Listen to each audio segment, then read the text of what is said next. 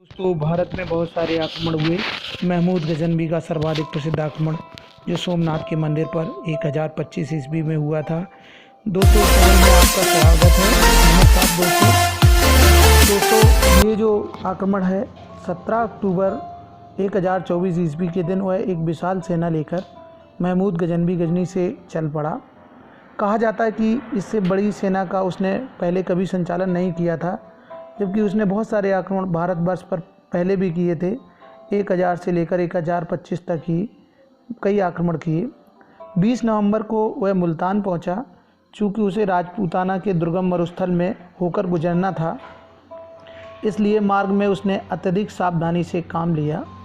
प्रत्येक सैनिक को अपने साथ 7 दिन के लिए भोजन, पानी और चारा ले चलने के लिए बाध्य किया।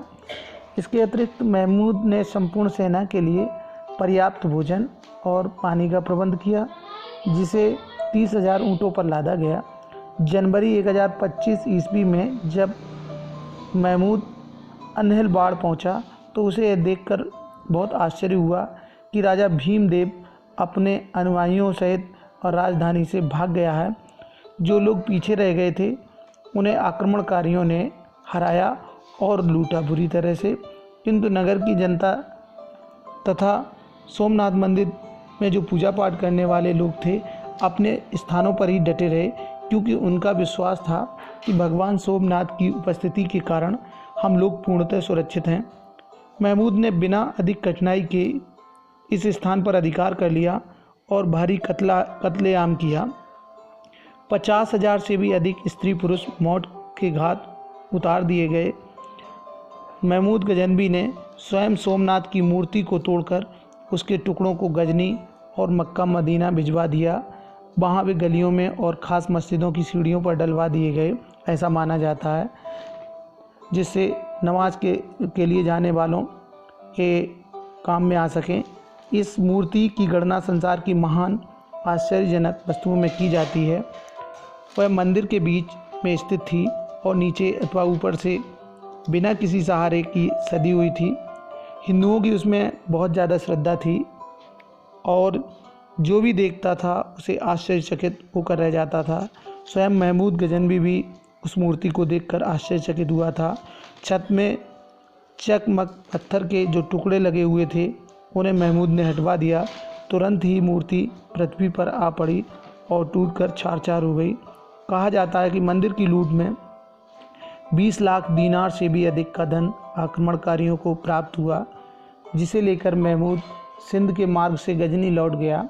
उसका अंतिम आक्रमण सिंध के जाटों पर 1027 ईस्वी में हुआ और उस आक्रमण का भी कारण जो था वह भी स्पष्ट है, क्योंकि सोमनाथ से पिछले 1.5 वर्ष पहले, मतलब 1027 से पहले 1025 ईस्वी में जब वह जा रहा था गजनी, तो मार्ग में जाटों ने उसे बहुत क्षति पहुंचाई थी।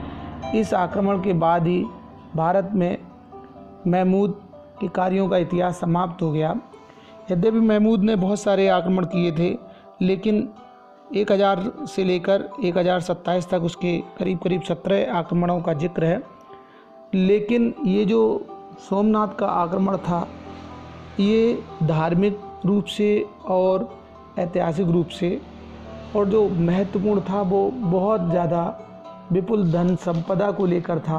सोमनाथ के मंदिर से इतनी संपदा महमूद को प्राप्त हुई कि गजनी माला माल हो गया, और अंदाज़ा लगाया जा सकता है कि 20 लाख दीनार का माल उस समय सिर्फ सोमनाथ से प्राप्त हुआ था, जो उस समय के हिसाब से भी बहुत बड़ी, और आज भी यदि उसका आकलन किया जाए तो बहुत बड़ा धन, बहुत बड़ी पूंजी थी।